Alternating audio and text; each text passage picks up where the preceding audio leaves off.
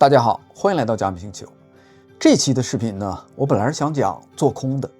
做空呢，其实挺好玩的。在加密的市场里边，好的项目不多，但垃圾的项目呢一大堆，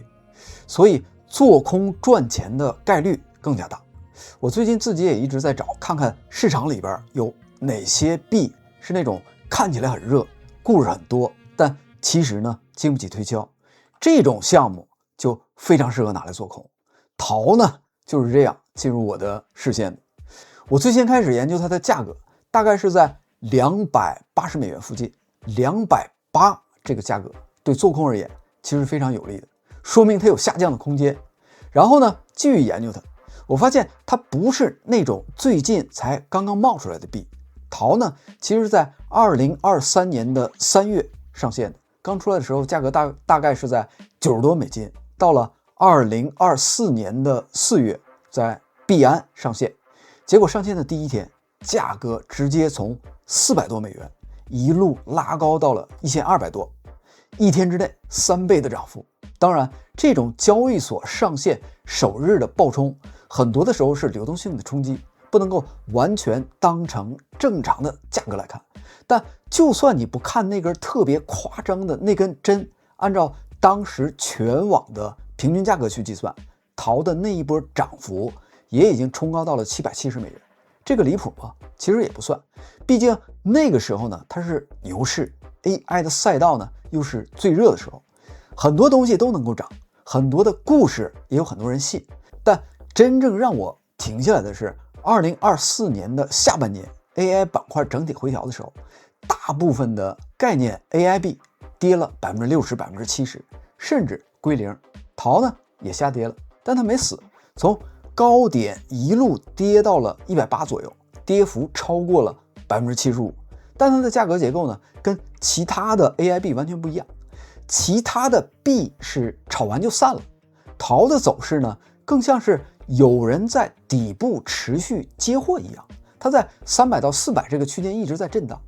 随着比特币2026年的这波的下跌，它也在下跌，但最近这1个月它竟然走出了自己独立的行情，往回调了大概40%，重新回到了280美元附近。我当时就有点怀疑，这是不是后边有人在控盘，是不是有虚假的东西在里边。发现如果一旦有，那么你就可以空它。结果呢我发现东西跟我预期的完全不一样。AI 再加上区块链这个赛道里边骗子实在太多了，随便挂一个什么 GPT 的 API， 再发个代币，然后呢他就敢叫自己作为 AI 的项目。淘呢其实只是一个代币，运行它的网络叫 Bittensor。 当我第一次打开 Bittensor 的文档呢，其实我只是想简单的了解一下这个项目，看看有哪些漏洞，有没有什么特别夸张的地方。结果呢我在文档里边看到了一个词儿 Subnet， 这个词儿呢一下子吸引了我。为什么呢？因为我的主营业务是计算机网络， Subnet 这个词儿对我来说太熟悉了。简单来说 Subnet 翻译过来就是子网的意思。比如说在一个公司里边，每一个部门都在自己的 Subnet 里边，财务在财务的子网，业务在业务的子网，财务你不能访问业务的子网，业务呢你也不能访问财务的子网。这个就是 Subnet 的主要作用，隔离与分区。那么 Bittensor 的 Subnet 是什么概念呢？它借用了子网隔离和分区的思路，但它用在了一个完全不同的地方。每一个子网就是一个独立的 AI 的任务市场，有的子网是在做文本生成，有的呢做图像识别，还有的是做金融预测的。目前一共有128个 Subnet 在运行，而且网络还设计了一套竞争淘汰的机制，新的子网要上线，必须要比表现最差的现有的子网更强，才能够替换掉它。每个赛道里边AI 模型也在互相竞争，谁输出的质量更高，谁就能够赚到更多的淘币作为奖励。这个它跟传统意义上的区块链完全不一样。传统的区块链上面跑的是智能合约，Bittensor上面呢它跑的是 AI。 我第一次看到这个设计的时候有点被吸引了，因为这个不是我见过的任何一种传统意义上的区块链，它更像是一个操作系统。我当时还没有完全理解它，只是隐约的感觉到这个东西跟我之前看过的所有 AI 币不在同一个维度上。那陶到底是怎么运行的呢？大家都知道比特币的挖矿机制，你买矿机消耗电力，算哈希，谁算得快谁就拿奖励。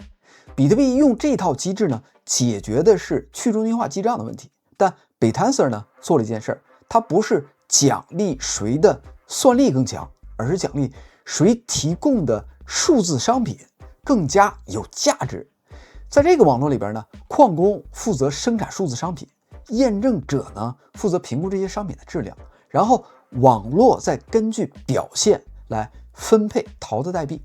这些数字商品里边最核心的一类当然是 AI 的能力，比如说推理、训练、预测，但它也不只局限于 AI， 还包括算力、存储、金融预测这类能力。所以 Bitancer 和比特币比较像的地方是，他们都用代币来激励陌生人来参与一个开放的网络。但它和比特币最不一样的地方在于，比特币奖励的是算力对账本的贡献， Bitancer 奖励的是数字商品对市场的贡献。所以陶本质上不是一个普通的 AI 的概念币，它是一个给 AI 能力定价的市场。对比一下现在的 AI 行业，你就知道了。OpenAI 训练 GPT 它花了几十亿美金，甚至上百亿美金。谷歌训练 Gemini 花了更多。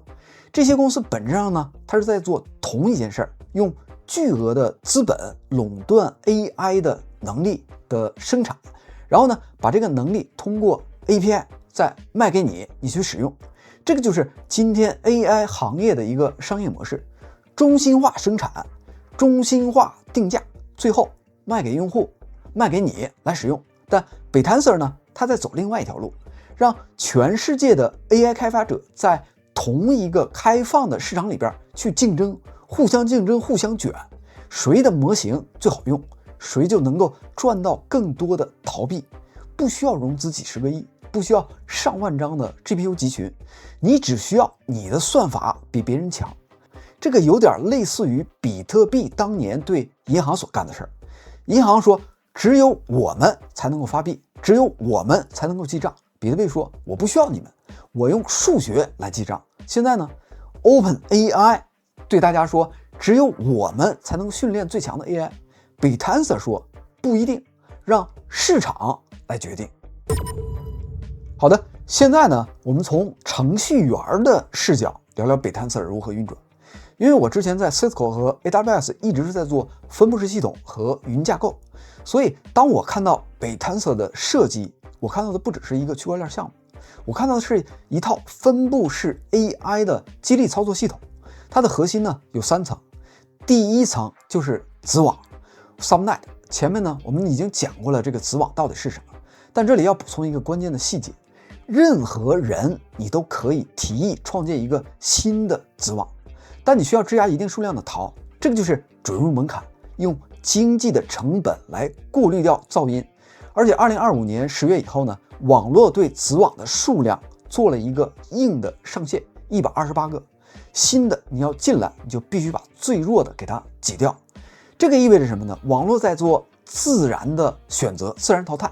不是谁都能够进来占坑的，你必须得证明你要比别人更加有用。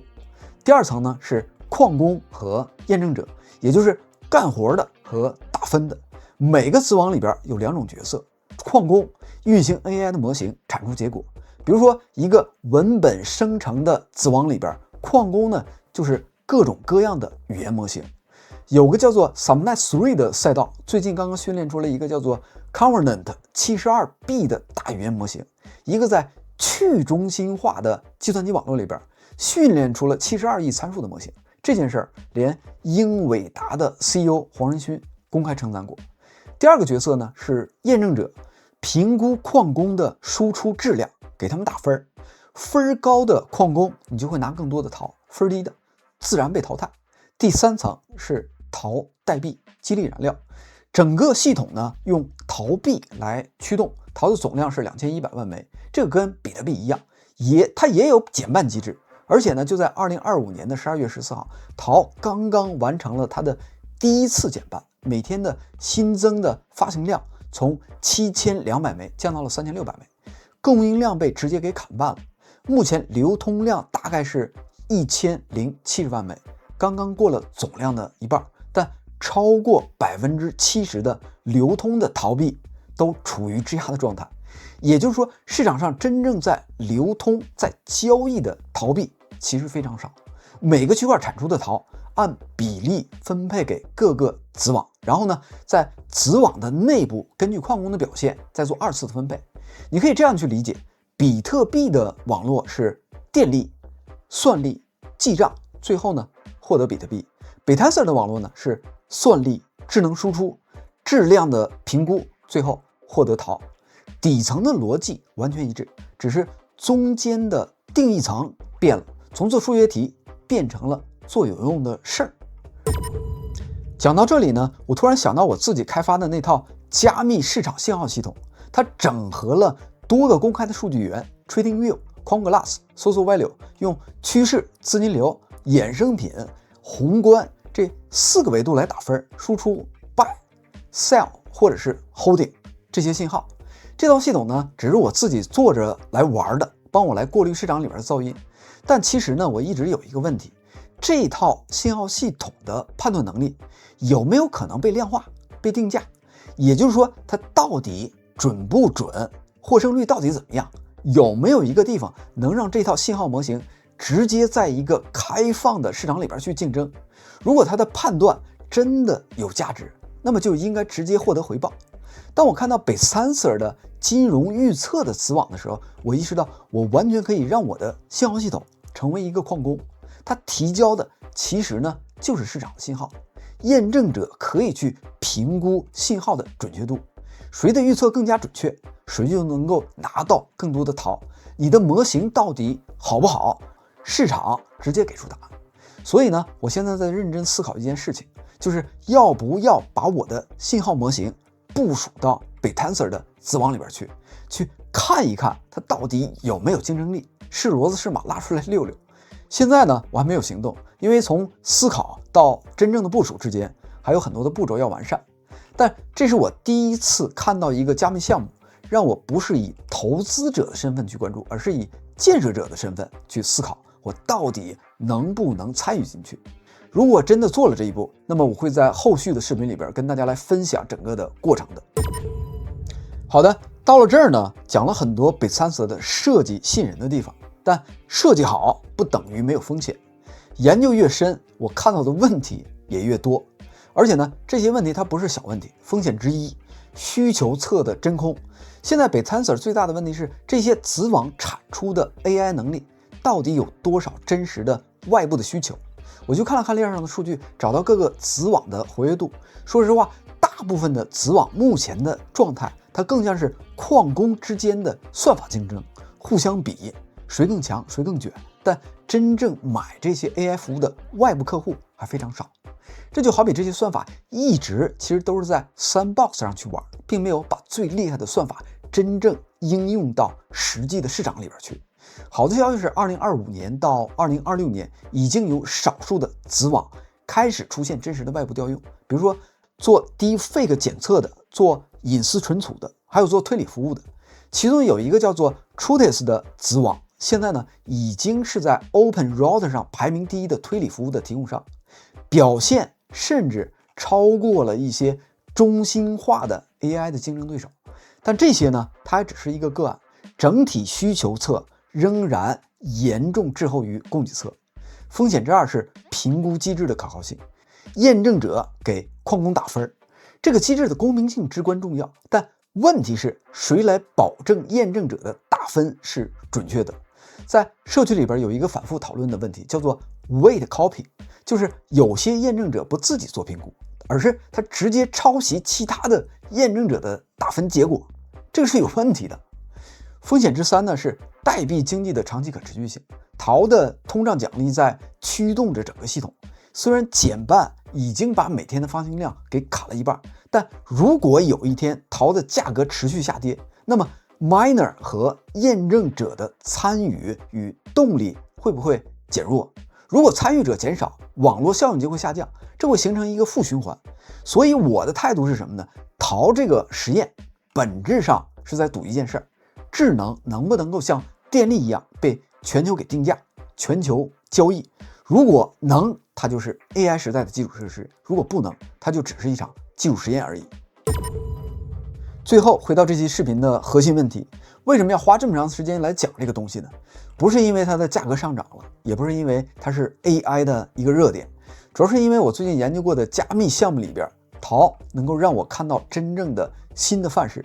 如果被 Sensor 的实验成功，它要证明的是你可以用去中心化的方式生产和交易 AI 的智能，记账、计算，再到智能，每一步都是对去中心化能做什么的一个扩展。而且呢，机构资本已经开始注意到它了。2025年底，灰度向美国的 IEC 提交了淘 ETF 的申请，如果被获批，这个将是第一个被 Tensor 的交易所的交易基金。这意味着传统金融的钱呢，可能很快就有一个正规的通道进入这个生态。现在这个淘呢，还处在早期的阶段，面临很多的挑战，还有不确定性。但正是因为如此，如果你是一个长期关注加密行业的人，这个项目值得你花时间去理解，而不是简单的买入或者是忽略它。好的，这个呢就是我今天所讲的所有的内容。评论区里边我们也可以讨论一下，你是如何看待这个项目的？你觉得 AI 的智能这种东西能不能够像电力、像带宽一样被全球所交易？如果这期视频呢对你有所帮助，请点赞并订阅频道，也欢迎加入我们的 Discord 社区吃瓜群众自治社，入口就在外网频道的主页。我们下期视频再见，谢谢，再见。